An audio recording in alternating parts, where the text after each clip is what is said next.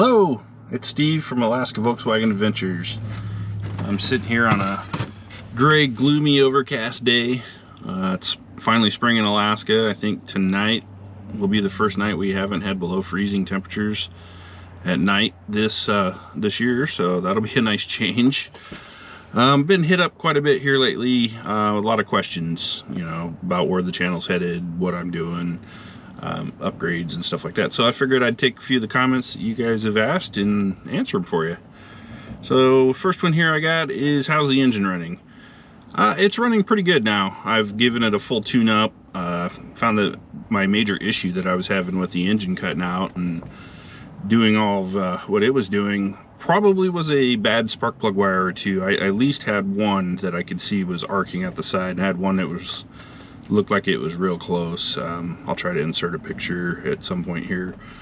Ever since I've done the full tune-up on the V-dub, it's been running fantastic. It fires right up. I did a startup right before I filmed this just to show.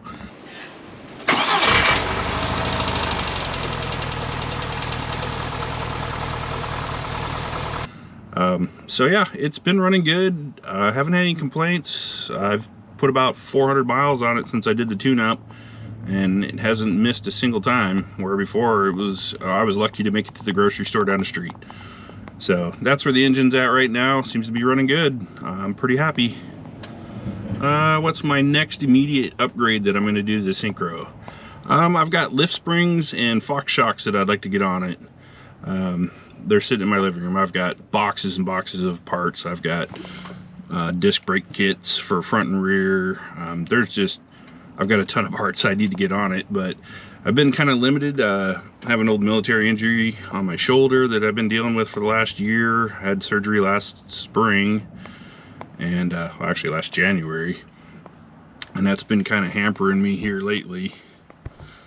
So I'm going back in on Monday to have another, hopefully just a quick little tune-up, scrape some scar tissue out, and possibly a torn labrum. So 6 weeks to 3 months for the recovery is what I was told. So keep my fingers crossed, because the last one was a year of misery.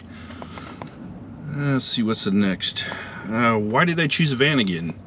I've driven air-cooled VWs my entire life. I learned to drive a stick shift in a Volkswagen dune buggy when I was probably 5, maybe 6. I could just barely reach the pedals, but that was why we were in a dune buggy. Some of my first vehicles, 69 Bug. I've owned double cabs. I've had a lot of Volkswagens over the years, and the reason I chose the vanagon this time was, one, I wanted a camper, and two, I needed a four-wheel drive, and the vanagon, being a syncro, it has that option. So I live in Alaska. I know you guys in two-wheel drive, oh, you can get around great. Yeah, well, when you've got a foot of snow on the ground all the time, it sometimes gets a little bit hard to get around. So I chose the syncro. Do my new tires rub, and what size are they? No, they don't rub unless I'm just barely turning a corner and I hit a big bump, and then they'll bump just a little bit, and that's kind of the reason I want to drop my lift springs on and my bigger Fox shocks.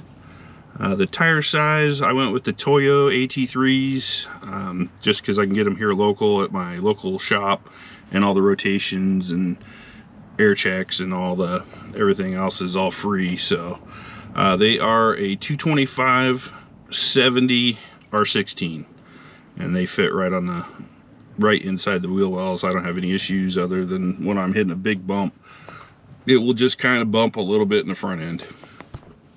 Let's see, what's the next one? Is your 100 amp solar panel big enough? Yeah, I've only got a 200 amp system. It seems to be plenty adequate to keep the batteries at 100% as long as we've got daylight.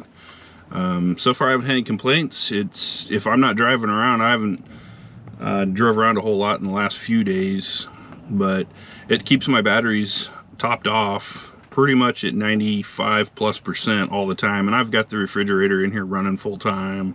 My inverter's on, charging batteries and all kinds of stuff like that. So yeah, no complaints so far on the 100 amps. I thought about getting a bigger one at one point, but I don't think I'm really going to need it. I drive around just enough to keep the batteries topped off if the if we've got some crappy weather or they're buried in snow. I've only had the solar panel hooked up for a couple months, so I'm still learning on that one. But so far, pretty liking it.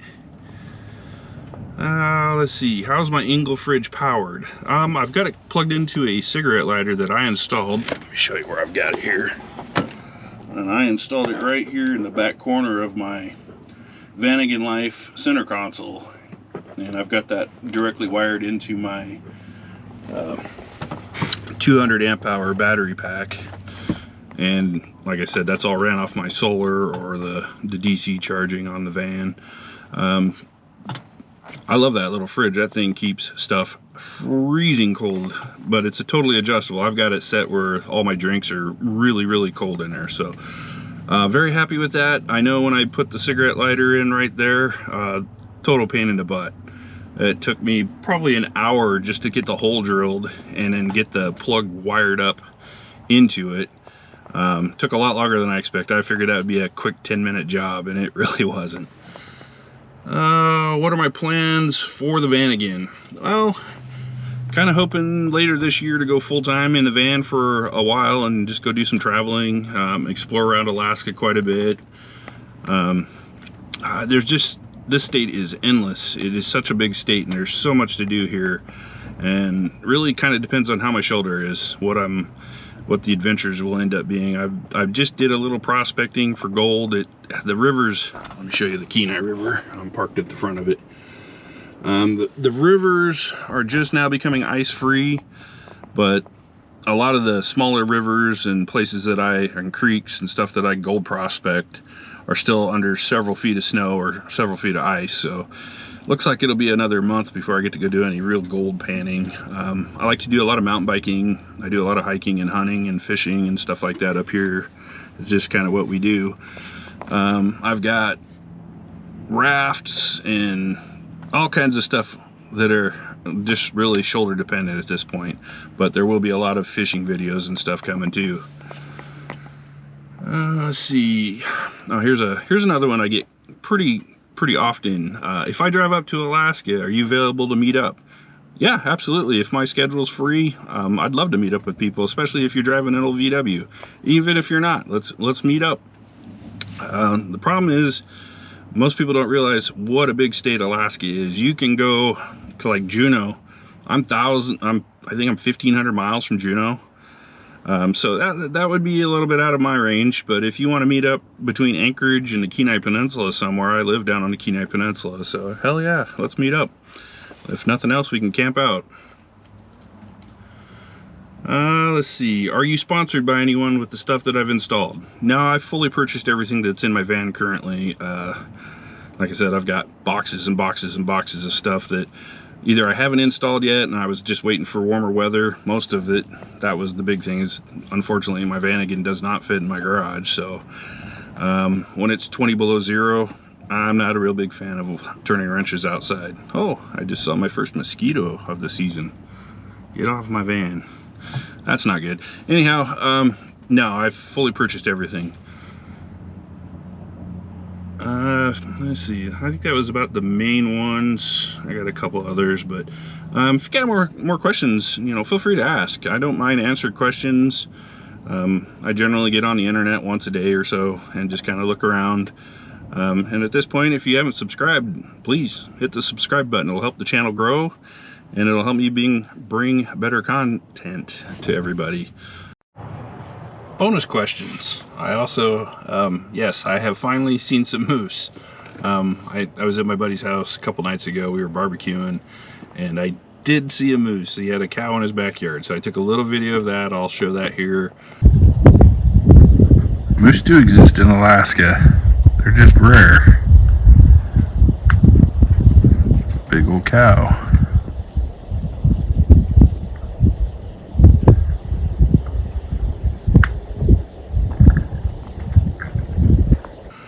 And another question was, how's the heater and does it hold up good in the cold weather?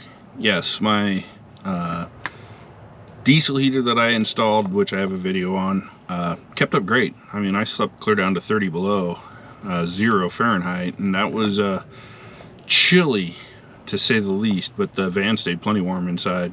So I didn't have any issues with that, other than the heater works fine, but the windows still get icy on the inside. So if any of you know of anybody that makes the magnetic window coverings like they have for the Sprinter vans, I haven't seen any. The suction cup ones don't work in Alaska. As soon as the hot cold happens on the windows, the suction cups just fall off. So definitely want the magnetic kind like they make for the Sprinter vans that just kind of go around the outer edge of the windows. Those seem to be really good. I've talked to a few companies, and yeah, they'll make them, but they're going to charge me a fortune for them to custom make them. So anybody out there knows of anybody that's making those, let me know. Hit me up in the comments. I'm interested, because definitely would help keep the temperature up quite a bit in the Vanagon, plus give me a little more privacy, because currently I don't have tinted windows. But those were a couple bonus questions I just realized I'd skipped over. So anyhow, take care everybody.